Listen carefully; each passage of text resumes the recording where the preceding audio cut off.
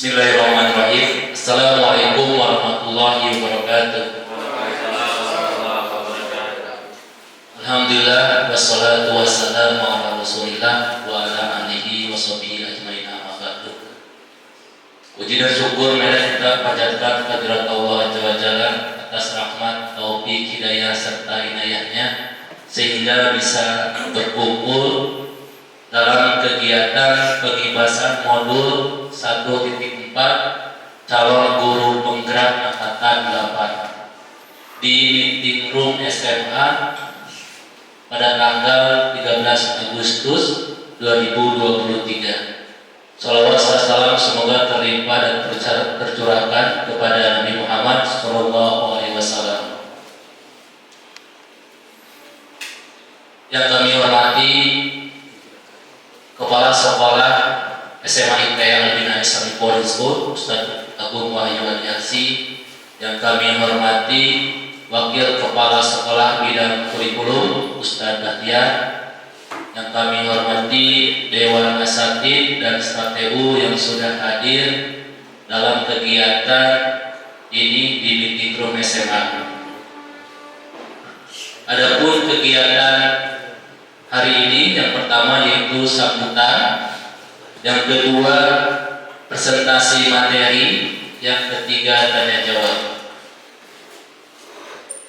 Untuk menghabiskan waktu, marilah kita buka kegiatan ini dengan mengucapkan basmalah bersama-sama. Bismillahirrahmanirrahim. Acara selanjutnya yaitu sambutan yang akan diwakili oleh Wakil Kepala Sekolah Bidang Kurikulum Ustaz Bahtiar. Dipersilakan.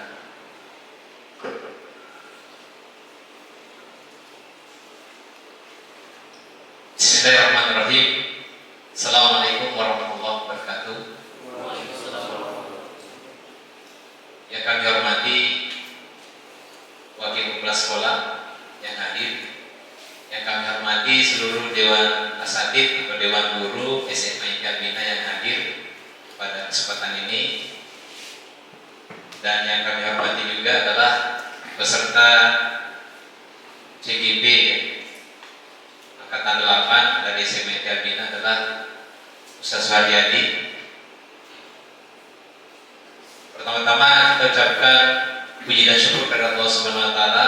Alhamdulillah pada siang hari ini kita berkumpul di tempat ini dalam rangka kegiatan pengibasan rangkaian dari kegiatan CGP ya, calon guru penggerak angkatan 8, yang merupakan program dari pemerintah yang digulirkan untuk bagaimana nantinya guru penggerak ini bisa menjadi pioner atau bisa menjadi penggerak ya, untuk terbentuknya ekosistem pembelajaran yang lebih baik di satuan pendidikan masing-masing. Dan tentu berharap kegiatan pengibasan ini nantinya bisa menjadi bagian untuk bisa berkolaborasi antara semua bagian stakeholder yang ada di sekolah. Dari pengibasan ini juga kita akan melihat, kita akan mendengarkan informasi dari peserta atau dari Ustaz Haryadi sebagai peserta CGP Angkatan 8, apa-apa yang kemudian menjadi proses yang bisa dibagikan, yang bisa berbagi kepada guru yang lain, kalau bahasa yang sering dipakai ke teman sejawat ya. Bagaimana pengkondisian, bagaimana menciptakan lingkungan atau ekosistem pembelajaran yang lebih baik dari sebelum-sebelumnya. Tentu banyak hal-hal yang baru mungkin, atau mungkin ada hal yang dikembangkan ya, ada kreativitas yang dikembangkan dari proses pembelajaran misalnya. Itu bagian daripada apa yang akan kita lihat hari ini dari pengibasan yang dilakukan oleh Ustaz Haryadi.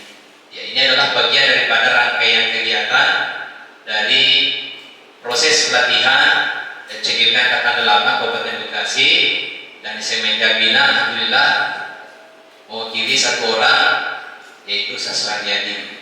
Ya, jadi harapan kita adalah harapan bagaimana nantinya setelah pengimbasan ini mungkin ada informasi-informasi yang bisa didapatkan, bisa dikembangkan dan bisa dilanjutkan oleh guru-guru yang lain.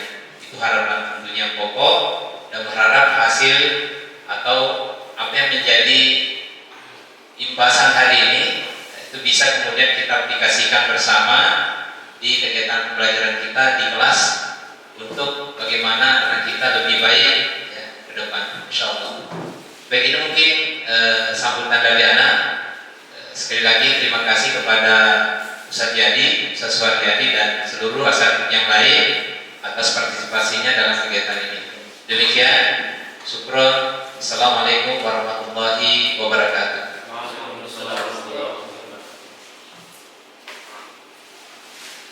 Terima kasih kepada Ustaz Bahtiar atas sambutannya. Acara selanjutnya yaitu pemaparan materi pengimbasan modul 1.4 calon guru penggerak angkatan 8 yang akan disampaikan oleh Ustaz Suharyadi. Dipersilakan.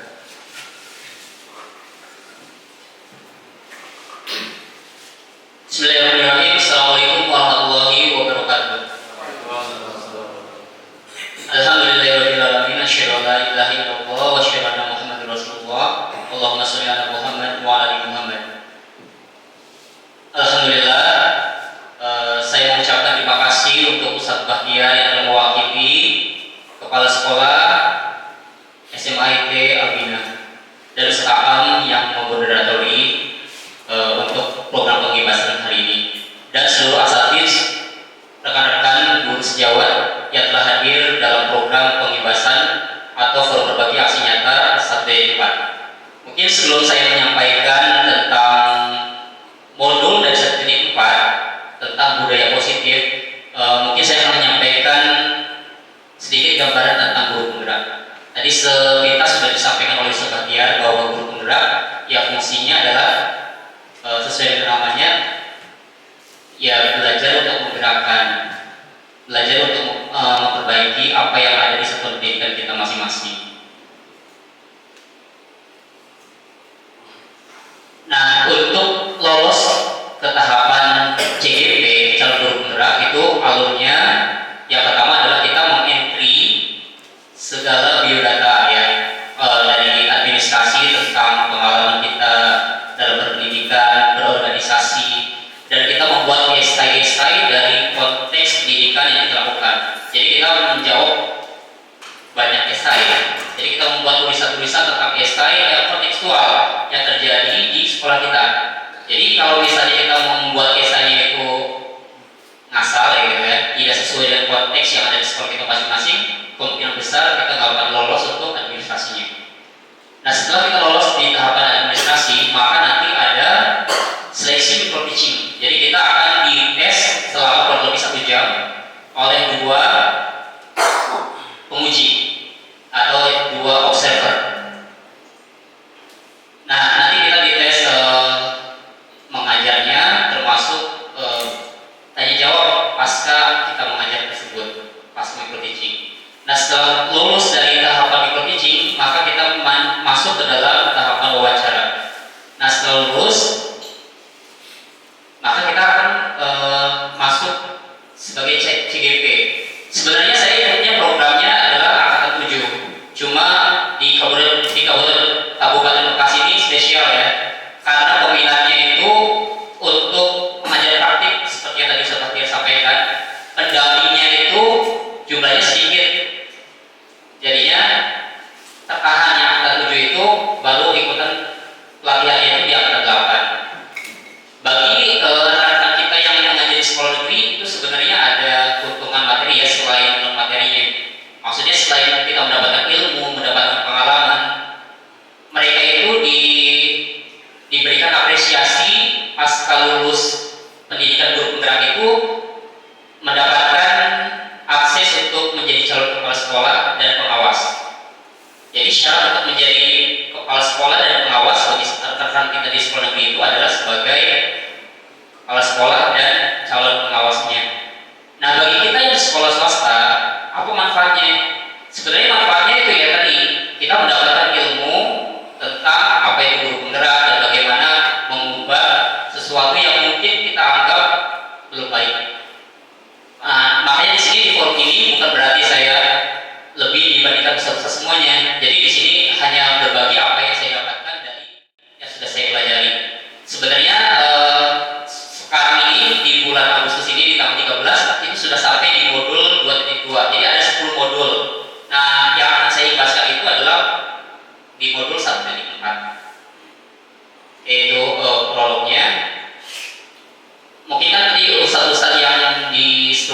sudah pernah ya studi banding ke Albaya. Di situ Albaya itu salah satu sekolah penggerak. Nah, Albina itu kan belum ada guru penggeraknya dan belum terdaftar sebagai sekolah penggerak juga. Nah, mudah-mudahan dengan ini mungkin bisa lebih sedikit informasi yang kita ketahui tentang program yang pemerintah gulirkan. Oke, kita masuk ke budaya positifnya. Jadi di sini di modul 1.4 ini secara umum ada beberapa yang kita pelajari. Yang pertama adalah tentang perubahan paradigma belajar. Yang kedua tentang disiplin positif. Yang ketiga tentang kebutuhan dasar manusia. Yang keempat tentang teori kontrol restitusi. Yang keempat tentang teori motivasi, hukuman dan penghargaan. Tentang keyakinan kelas dan tentang segitiga restitusi. Mungkin ada istilah yang asatis belum ketahui, nah kita sama-sama belajar di sini. Nah, kita masuk yang pembelajaran dengan paradigma baru dirancang berdasarkan prinsip pembelajaran yang terdiferensiasi, sehingga setiap siswa belajar sesuai dengan kebutuhan dari tahap perkembangannya untuk mewujudkan profil pelajar Pancasila. Mungkin bagi kita yang dulu S1-nya di bidang pendidikan, sebenarnya kita ada mata kuliah perkembangan peserta didik, bimbingan dan konseling, dan mata kuliah pedagogik lainnya. Nah, tujuannya apa? Supaya kita mengetahui apa sih sebenarnya yang cocok dari perkembangan masing-masing murid kita. Jangan sampai tadi ya, misalnya dia punya kemampuan di bidang sosial, tapi kita paksakan harus mati-matian gitu di bidang sains. Kan kasihan gitu kan kalau misalnya harus dipaksakan. Tetapi karena kita ada sistem di Indonesia itu mempelajari juga pelajaran sains, misal contoh di Albina itu kan sudah jelas jurusannya cuma ada satu, yaitu sains. Tetapi di antara murid-murid kita itu ternyata ada yang kebutuhannya itu bukan di sains tapi di sosum. Nah, bagaimana penanganannya pasnya? Karena kalau misalnya tidak pas, maka hasilnya akan jauh dari harapan kita. Bisa jadi dia akan ogah-ogahan dan seterusnya. Nah, bagaimana seorang bisa berubah dari paradigma stimulus respon kepada pendekatan teori kontrol? Stimulus respon itu kalau bahasa sederhananya di kita adalah konsekuensi dari tata tertib.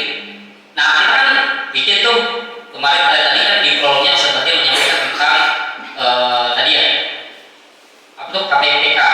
Nah, itu kan untuk itu baru tahapan stimulus respon, belum ke tahapan teori kontrolnya atau restitusinya. Nah, tentang teori kontrol bahwa bila kita ingin membuat kemajuan perlahan sedikit-sedikit, ubahlah sikap atau perilaku kita. Namun bila kita ingin memperbaiki cara utama kita, maka kita perlu mengubah kerangka acuan kita. Ubahlah bagaimana kita melihat dunia, bagaimana kita berpikir tentang manusia. Ubahlah paradigma kita, skema pemahaman dan penjelasan aspek-aspek tertentu tentang yang terjadi atau sesuai dengan realitas kita. Nah, konsep pendidikan di Aja Dewata dihubungkan dengan konsep lingkungan dan budaya positif di sekolah. Salah satu tanggung jawab seorang guru adalah bagaimana menciptakan suatu lingkungan yang positif yang terdiri dari warga sekolah yang saling mendukung, saling belajar, saling bekerja sama, sehingga tercipta kebiasaan-kebiasaan baik. Dari kebiasaan-kebiasaan baik yang akan tumbuh menjadi karakter-karakter baik warga sekolah. Dan pada akhirnya karakter-karakter dari kebiasaan-kebiasaan baik yang akan membentuk sebuah budaya yang positif. Nah, kalau kita melihat dari standar nasional pendidikan, lingkungan yang positif sangat diperlukan agar pembelajaran yang terjadi adalah pembelajaran yang berpihak pada murid kita.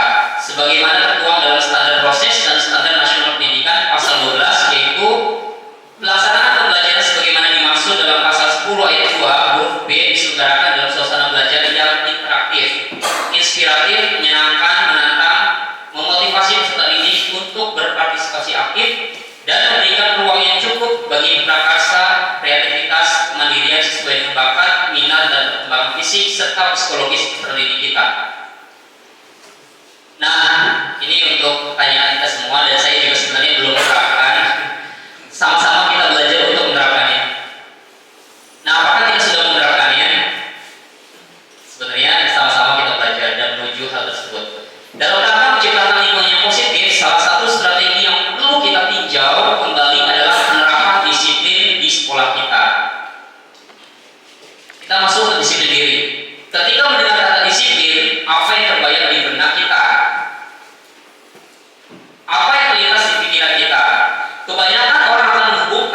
disiplin dengan tata tertib, teratur, dan kepatuhan pada peraturan. Kata disiplin juga sering dihubungkan dengan hukuman. Padahal itu sungguh berbeda. Karena belajar tentang disiplin positif tidak harus memberi hukuman. Justru itu adalah salah satu alternatif terakhir dan bila perlu tidak digunakan sama sekali. Bapak pendidikan kita, Fakih Haji Dewantara menyatakan bahwa di mana ada kemerdekaan, disitulah harus ada disiplin yang kuat. Sesungguh pun disiplin itu bersifat self disiplin, yaitu kita sendiri yang mewajibkan kita dengan sekeras-kerasnya, tetapi itu sama saja, sebab jikalau kita tidak cakap melakukan disiplin diri, wajiblah penguasa lain mendisiplinkan kita. Dan peraturan demikian itu harus ada di dalam suasana yang merdeka. Nah, itu tulisan dari Haji Dewantara dalam pemikiran konsepsi keteladanan sikap merdeka pada cetakan kelima 2013. Nah, mungkin kita bertanya merdeka itu apa? Nah, ini merdeka menurut Ki Haji Dewantara. Merdeka itu artinya tidak hanya terlepas dari perintah, akan tetapi juga cakap dalam memerintah diri sendiri. Jadi kita tuh di sini budaya positif itu gimana caranya agar santri-santri kita atau siswa-siswa kita itu terbangun motivasi intrinsiknya. Jadi kita sebagai eksternal itu hanya menstimulus. Nah, mereka sendiri yang menentukan kayak gitu. Ya kita harapkan misalnya mereka itu kita pengen men-setting siswa-siswa kita itu, santri kita itu cinta kebersihan. Nah, maka kita menstimulus mereka kayak gitu. Makna disiplin. Pemikiran Ki Haji Dewantara ini sejalan dengan pandangan Dianis Gosen dalam bukunya Restoration School Discipline 2001. Disiplin diri dapat membuat seseorang menggali potensinya menuju kepada sebuah tujuan mulia, sesuatu yang dihargai dan bermakna. Dengan kata lain, seseorang yang memiliki disiplin diri berarti mereka bisa bertanggung jawab terhadap apa yang dilakukannya karena mereka mendasarkan tindakan mereka pada nilai-nilai kebajikan yang universal. Nah, tujuan dari disiplin positif adalah untuk menjadi orang yang mereka inginkan dan menghargai diri sendiri dengan nilai-nilai yang mereka percaya. Jadi kita menghargai mereka. Mungkin kalau yang guru BK sama sebenarnya ini adalah kontennya guru BK banget nih. Ada ketika guru BK itu menyelesaikan masalah anak-anak, itu sebenarnya bukan guru BK memberikan solusi, tetapi solusi itu datang dari mereka sendiri, bukan dari guru BK. Jadi ketika kita pengen mengubah masalah dari anak-anak, sebenarnya guru BK itu hanya stimulus, memancing mereka berpikir bahwa mereka itu ya saya bersalah, penyebab salahnya itu apa, mereka berpikir memang dia salah. Nah, akhirnya mereka mengubah gimana caranya memperbaiki kesalahannya mereka. Jadi guru BK itu seperti itu, bukan menjadi seorang penghukum sebenarnya. Kan kalau di sekolah-sekolah saat kita sekolah juga sama ya, kadang orang masuk ke ruangan BK itu takut, padahal ruangan BK itu bukan hanya untuk menghukum anak-anak yang bermasalah, tapi image itu hampir di semua sekolah itu kayak gitu. Nah, itu sebenarnya kurang tepat. Nah, sebagai pendidik, tujuan kita adalah menciptakan anak-anak yang memiliki disiplin diri sehingga mereka bisa berperilaku dengan mengacu pada nilai-nilai kebajikan universal dan memiliki motivasi intrinsik pada ekstrinsik. Kebajikan universal itu maksudnya apa? Jadi kebajikan universal itu maksudnya adalah tidak berpatokan pada agama, suku, budaya, dan seterusnya. Jadi kalau misalnya nilai-nilainya itu pasti diakui lah intinya. Misalnya kebersihan, ya Islam mengajarkan kebersihan kayak gitu. Maksudnya karena kita semuanya Muslim ya, dan jangan sampai misalnya kita jarang mengikuti kegiatan-kegiatan yang dilakukan oleh Kemdikbud, kita akhirnya dicap misalnya eksklusif padahal kita insya Allah enggak gitu kan, kayak gitu. Nah, nilai-nilai kebajikan universal itu adalah sifat-sifat positif manusia yang merupakan tujuan mulia yang ingin dicapai setiap individu. Nilai-nilai tersebut bersifat universal dan lintas bahasa, suku, bangsa, agama maupun latar belakang. Nah, Pancasila itu salah satu yang menggolkan sebenarnya ulama-ulama juga. Jadi misalnya mungkin sebagian ulama-ulama juga ada yang masih pro dan kontra, tapi sebenarnya kita kalau membaca historinya itu kan sebenarnya yang mencetuskan Pancasila itu juga yang ikut rapatnya adalah para ulama juga. Contoh yang pertama tuh dia kan yang profil pelajaran Pancasila itu yang pertama adalah beriman akhlak mulia. Ini kan semuanya sangat masuk juga sebagai kita yang Muslim ya, mandiri, bernalar kritis, berkebinekaan bahwasanya tidak ada yang bertentangan dengan Islam itu sendiri kayak gitu. Nah, kebutuhan dasar manusia, kenapa kita harus memahami sebagai seorang guru? Karena asatidz harus tahu ya, misalnya contoh misalnya ada santri yang mengambil makanan temannya di asrama misalnya. Tidak sama antara si A dan si B yang mencuri itu perlakuannya. Karena kalau misalnya latar belakang masalahnya itu berbeda, maka solusinya berbeda, nggak bisa sama. Misal ada orang yang benar-benar dia mengambil makanan temannya itu memang karena untuk bertahan hidup, kan dia kelaparan gitu kan, belum dapat kiriman dari orang tuanya sampai berapa hari misalnya. Terus temannya juga nggak empati gitu kan, nggak tahu kondisinya. Nah, terus yang kedua ada yang karena kasih sayang dan rasa diterima. Misal dia tuh sebenarnya sangat kering kasih sayang dari orang tua, jadi sengaja lah dia mengambil makanan temannya supaya apa? Supaya dapat perhatian dari gurunya atau dari temannya. Bisa dari teman yang dicurinya atau dari guru-guru yang ada di situ di asramanya atau di sekolahnya. Dan pasti solusinya akan berbeda.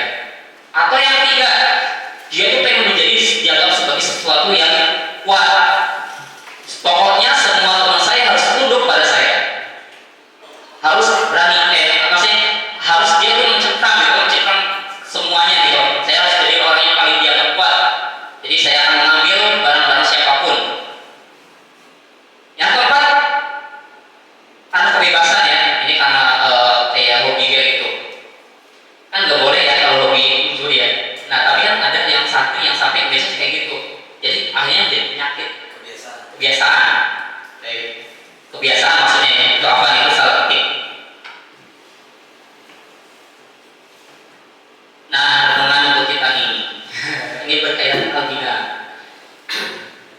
Renungan ya, sebagai seorang guru saat kita hadir dalam rapat bulanan, datang tepat waktu, motivasi apa yang mendasari tindakan kita? Yang pertama, apakah kita datang tepat waktu karena tidak ingin ditegur oleh mudir?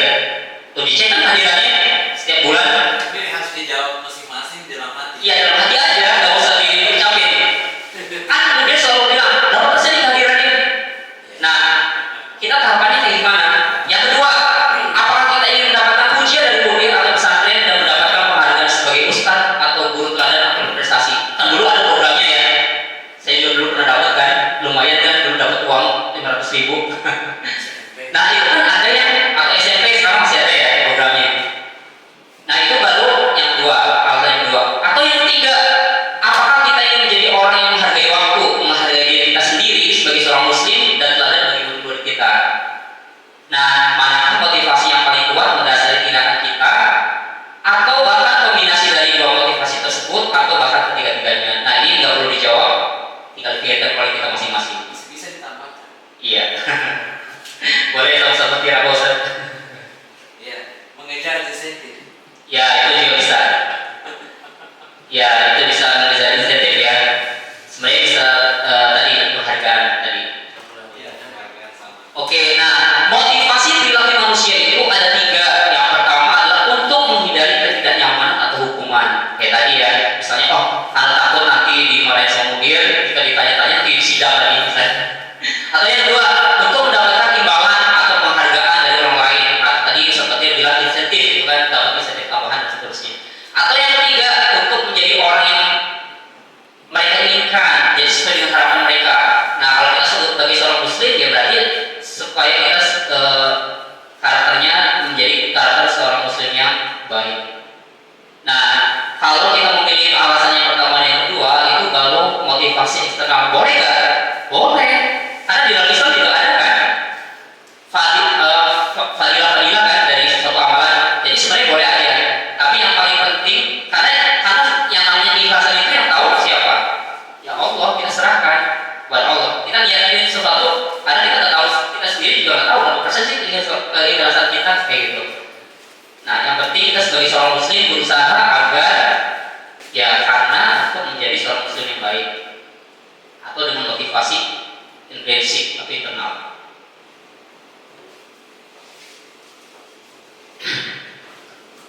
Nah, teori motivasi tadi sudah ya untuk menghindari ketidaknyamanan atau hukuman. Jadi apa yang akan terjadi apabila saya tidak melakukannya? Yang kedua, untuk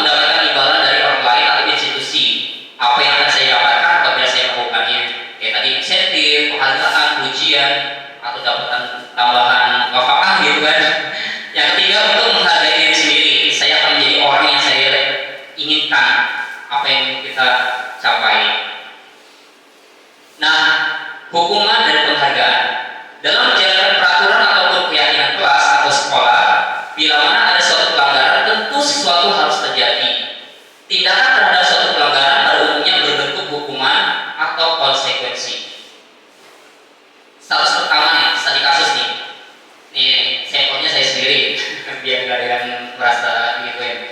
Misalnya, Ihsan kurang menguasai pelajaran kimia, sehingga pada saat pelajaran tersebut langsung dia lebih banyak berdiam diri, tidur atau menggambar di buku pelajarannya. Sama. Ya, pada saat guru kimianya Ustaz Yani menanyakan pertanyaan, Ihsan jadi gugup dan tak sengaja menjatuhkan tasnya dari kursi, serta tiba-tiba menjadi gagap pada saat berupaya menjawab. Coba Ihsan, berapa jumlah uangnya? Kaget ya? Pasti kaget, ya kan? Seluruh kelas tertawa melihat perilaku Ihsan yang bicara tergagap dan terkejut tersebut. Ustaz Yani pada saat itu membiarkan teman-teman Ihsan menertawa Ihsan yang tergagap dan malu luar biasa, dan malahan menasihatinya di hadapan teman-temannya. Jadi langsung menasihati, Ihsan, kalau lagi pelajaran kimia nggak boleh tidur. Itu kan langsung menasihati katanya. Atau tidur aja kerjaannya setiap hari. Nah, kayak gitu kan. Kalau fisika boleh. Jadi kan pada kimia dong. Iya, makanya. Dan berdiri di depan tangan tidak bisa menjawab pertanyaan sejati. Jadi akhirnya dia holding tuh nggak bisa jawab.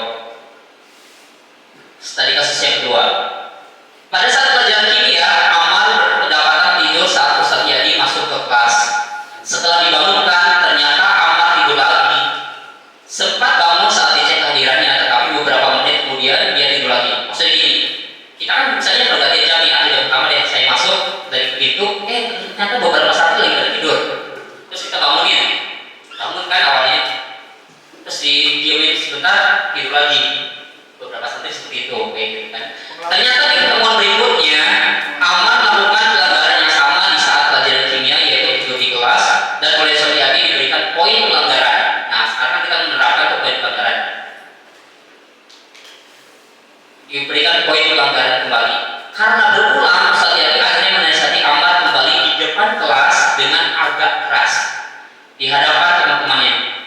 Amal, kemarin tidur, sekarang tidur. Antum nih mau jadi apa? Kayak gitu kan. Akhirnya di beberapa pertemuan berikutnya Amal dia tidur di kelas saat pelajaran kimia. Berubah tuh dia beberapa saat, beberapa pertemuan. Tetapi kemudian kebiasaannya tidur kembali terulang. Akhirnya poin pelanggaran kembali menjadi entry dalam sistem pelanggaran disiplin. Akhirnya banyak tuh poinnya. Nah, jawablah kedua pertanyaan tersebut. Yang pertama nih, untuk tadi kasus yang pertama, apakah asatizah setuju dengan tindakan Ustaz Yani terhadap Ihsan dan mengapa? Yang kedua, menurut asatizah tindakan Ustaz Yani terhadap Ihsan adalah sebuah hukuman atau konsekuensi. Coba ada yang mau berpendapat nggak? Ya, Sadir, barangkali mau berpendapat atau saya teruskan? Kira-kira hukuman atau konsekuensi itu? yang amal aja. Ini kasus-kasus. Atau yang kedua deh. Untuk kasus apa ya? Ini yang atas kasus pertama, ini yang kedua kasus kedua. Ini tadi kurang jelas makanya ini. Iya. Pertama yang atas. Ini kasus yang tadi Ihsan yang tadi ya, yang tidur. Amal. Nah yang kedua kamar. Sekarang bolos amalnya.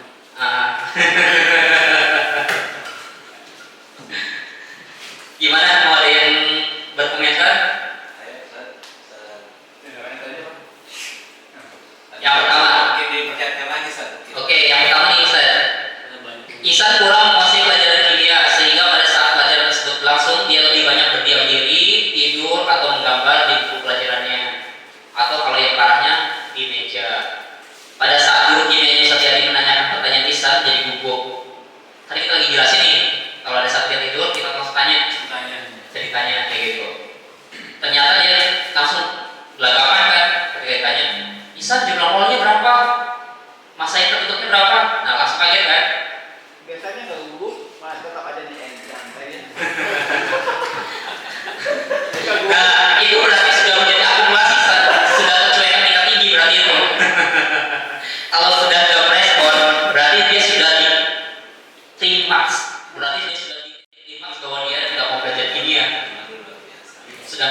luar biasa dia. Jadi kayak gitu ya. Jadi gimana? Itu konsekuensi atau hukuman? Yang pertama konsekuensi, yang kedua itu yang dikasih poin. Nih, yang kedua yang amar. Yang pertama hukumannya bentuk konsekuensi. Yang kedua konsekuensi.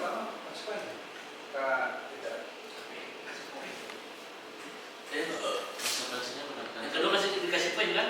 Ya, yang kedua dikasih poin. Yang pertama? Enggak kan? Enggak. Itu terus saja kan? Oke, jadi jawaban yang benarnya adalah dua-duanya adalah hukuman. Konsekuensi itu seperti ini. Dia ditanyakan dulu kayak tadi, antum melakukan tersebut tuh karena faktor apa? Tertidurnya. Nah itu kalau misalnya kita harus dipoin, berarti kita itu menghukum dia dalam bentuk poin pelanggaran. Tapi kalau misalnya kita sebagai guru yang menerapkan konsekuensi, kita tanyain dulu, kenapa tuh tidur? Kayak gitu kan? Variabel dia itu apa? Pemicunya dia tidur, kayak gitu.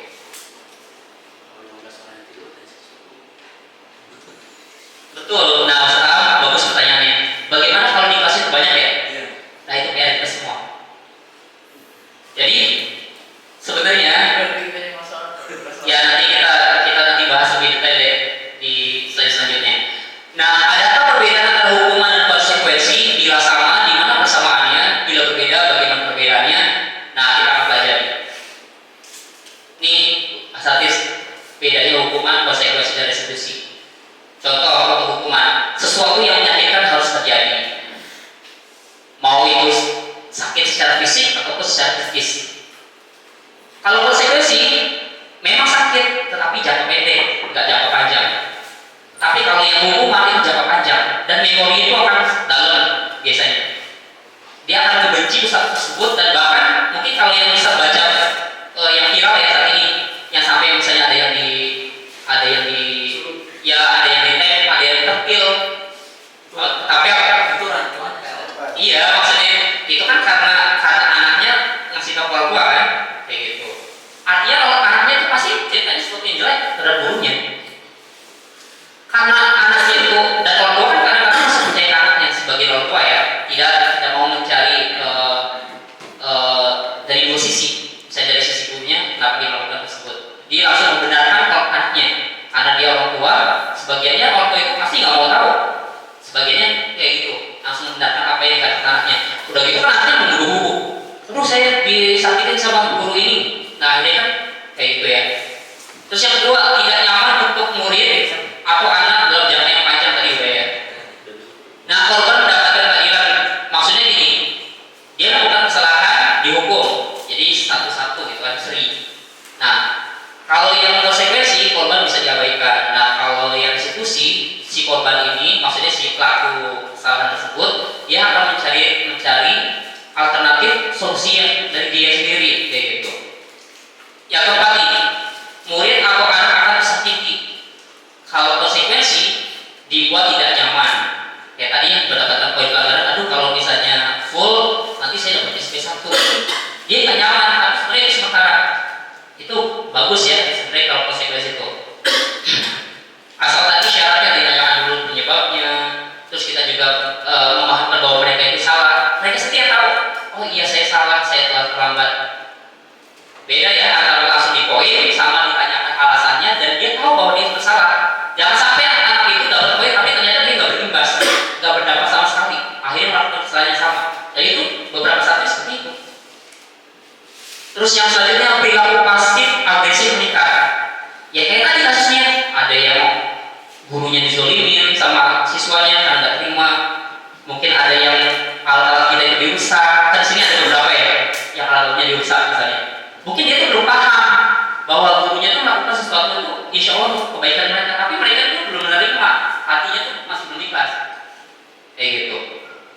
Terus selanjutnya penguatan hanya bertahan dalam jangka waktu yang pendek. Nah ini kayak tadi ya, penguatannya hanya stimulus. Jadi konsekuensi itu memahamkan di awal. Terus masalahnya terpecahkan kalau restitusi. Terus selanjutnya sistem tidak akan berjalan bila murid tidak takut. Jadi kita sengaja membuat takut. Bisa dengan verbal, bisa dengan fisik, bisa dengan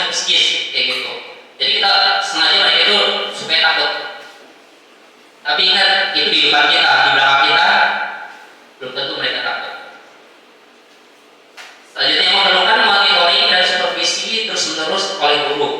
Ya kayak tadi, misalnya kita ada poin pelanggaran nih. Coba kalau misalnya kita nggak entry, nggak bakal nambah kan? Padahal siswa kita banyak yang melakukan pelanggaran. Nah itu kelemahan dari konsekuensi. Mungkin yang sudah menerapkan beberapa ustadz ya. Sekarang saya belum menerapkan banget nih. Tapi sebenarnya nggak apa-apa, asal-asalnya benar-benar kayak tadi mengentry itu karena memang sudah melakukan mengingatkan. Jangan sampai cuma mengentry tapi mereka nggak menyadari bahwa itu suatu kesalahan. Ada proses benar. Ada proses membangunin dulu, kayak tadi ya di depan itu ketika kita masuk tidur dibangunin. Terus kita tanya secara personal, jangan di depan kelas, karena pasti dia malu kayak gitu. Terus selanjutnya berlaku hanya pada sebuah institusi, tidak berlanjut pada kehidupan nyata. Kayak tadi takutnya itu pas waktu ada kita aja, di luar ada kita, mereka melakukan pelanggaran yang sama. Suka mencuri ya mencuri lagi, suka berkata kasar ya berkata kasar lagi, kayak gitu. Berkata kotor lagi di luar kita. Jadi cuma mengiyakan di depan kita, di belakang kita melakukan pelanggaran yang sama. Karena dia nggak rasa bahwa itu kesalahan. Toh dia cuma dicap salah, udah cuma masa lalu. Setelah itu dia akan melakukan ya tadi buat binatang itu muncul gitu kan, berulang-ulang, bahkan sudah menjadi refleks sebagai santri kita atau sebagai siswa kita gitu. Terus membantu penerapan mengikuti peraturan dalam, maka di masyarakat ketika ada aturan yang sejenis atau yang berbeda jenis, maka mereka kalau yang sudah bagus konsekuensinya, mereka itu akan menerapkan hal yang sama. Misalnya dia sudah biasa disiplin di adminannya, maka ketika dia masuk ke dunia kampus, dia akan berusaha disiplin juga. Jadi konsekuensi itu bagus, asal sudah diterapin tadi alur-alurnya. Terus fokus pada pemecahan masalah dalam jangka waktu yang panjang. Boleh. Sebenarnya perbedaan antara hukuman, konsekuensi dan restitusi itu lebih pada ke yang dirasakan siswa atau tindakan. Soalnya kan tindakan sama bisa jadi siswa itu beda. Ada yang misalkan menurut siswa ini dia tuh jangka panjang, tapi menurut siswa tertentu ternyata lebih mudah untuk melupakannya. Terus ada yang tindakan ini misalkan menurut siswa ini tuh ya gitu lah intinya lebih pada ke yang dirasakan siswa atau tindakan. Karena tindakan yang sama kalau jadi responnya beda-beda gitu. Ya, seperti yang judul aslinya nih ya, identitas sukses. Jadi sebenarnya konsekuensi sama restitusi itu positif. Jadi sebenarnya dua-duanya positif. Tetapi yang tahapan yang paling bagusnya itu adalah restitusi yang sedikit. Peraturannya adalah disiplin. Ya tadi alasannya kenapa, terus dia menyadari bahwa oh iya saya salah. Jadi besok saya akan mencoba tidak melakukan kesalahan yang sama.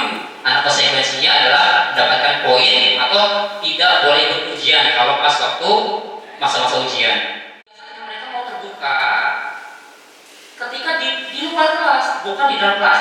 Karena bayangin aja di dalam kelas dia kayak lagi di sidang di hadapan guru dan teman-temannya tentang apa yang menjadi kesalahan dia. Jadi makanya kita tuh mendapatkan, jadi maksudnya dengan sharing itu saya mengajak diri saya dan peserta semuanya untuk ya tadi melakukan pendekatan personal kayak gitu. Nah ini tentang penghargaan. Contohnya ini kalau tadi Ustaz sekarang Pak Yadi.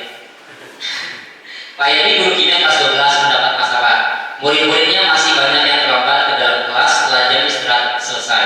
Ini tentunya sangat mengganggu proses pembelajaran di mana kelas tidak dapat mulai tepat waktu. Pak Yadi akhirnya membuat kebijakan bahwa jika terlambat tidak dapat masuk kelas apapun alasannya, dan jika Pak Yadi terlambat akan mendapatkan tambahan nilai semua muridnya yang sudah lebih awal hadir.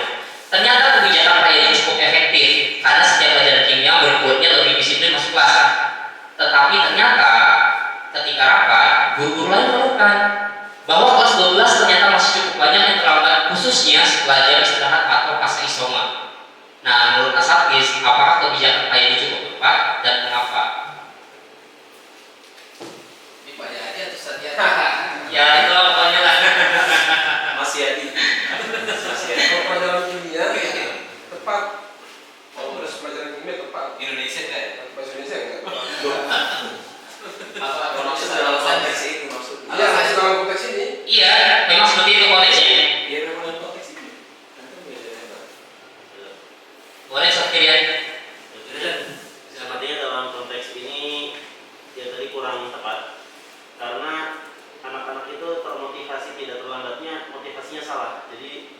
menghargai kedisiplinan tapi semata-mata untuk mengejar poin tadi.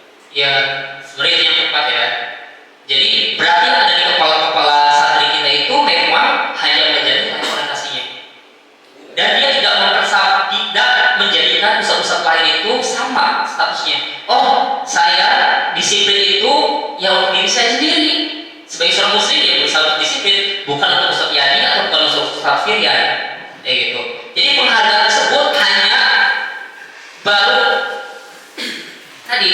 hanya mengejar nilai doang atau mengejar supaya tidak dihukum. Jadi dia belum sampai ke tahapan bahwa dia melakukan sesuatu itu untuk dirinya sendiri, menghargai diri sendiri sebagai seorang manusia, sebagai seorang muslim, kayak gitu. Nah, dia baru sekedar seperti itu. Yang pertama ini yang dimaksud bahwa di paragraf ketiga itu adalah untuk mata pelajaran yang lainnya. Setelah istirahat masih banyak yang terlambat sampai kelas 12-nya. Iya. Baik, untuk jawaban saya bisa benar, bisa tepat, bisa tidak tepat. Iya. Ya tergantung kondisinya kan ya. Sebagaimana yang Ustaz juga sampaikan tadi, tahapannya belum ke kesadaran diri sendiri. Iya, artinya kalau itu adalah suatu proses, maka bisa kita katakan sudah tepat yang begitu langkahnya. Tapi nanti kan akan meningkat ke tahap berikutnya. Artinya untuk tahap awal bisalah seperti itu. Kemudian juga untuk berdisiplin, kan? Memang namanya juga disiplin itu nggak bisa secara secara personal. Itu disiplin untuk semua santri dan untuk semua misalnya mata pelajaran bagaimana sebuah disiplin yang memang harus dilaksanakan secara sistematik. Artinya semua guru harus terlibat begitu. Artinya kalau mungkin guru yang lain punya sistem yang lain seperti apakah begitu yang diterapkan, sehingga juga memotivasi santrinya untuk bisa disiplin. Jangan guru yang lain yang mengeluhkan itu adalah karena guru juga yang terlambat, kan begitu. Sehingga juga santrinya agak terlambat juga seperti itu. Ya, syukur untuk tanggapannya Ustaz Abdul Rahman. Nah, ini kan sebenarnya general ya. Di situ kan ustaz-ustaznya banyak. Jadi kan ketika rapat itu yang menyampaikan itu lebih dari satu. Ketika sharing nih, biasanya kan kita tingkat guru sering sharing kan. Misalnya antar guru dua, gimana nih kabarnya kelas 12 ini?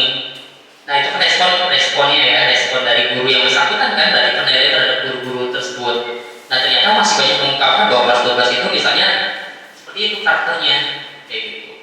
Kalau yang seperti Abdul Rahman sampaikan, bisa jadi benar penerapannya asal tadi dia benar-benar mengevaluasi misalnya.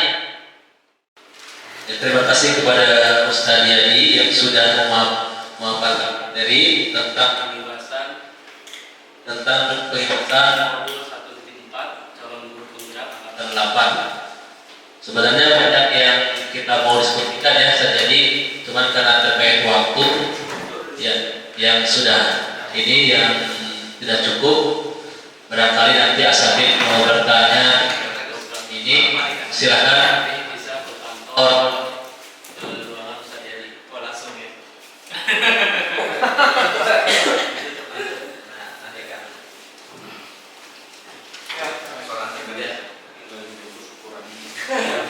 Ya, demikian kegiatan kita sudah sampai akhir. Kita tutup dengan doa mufatil.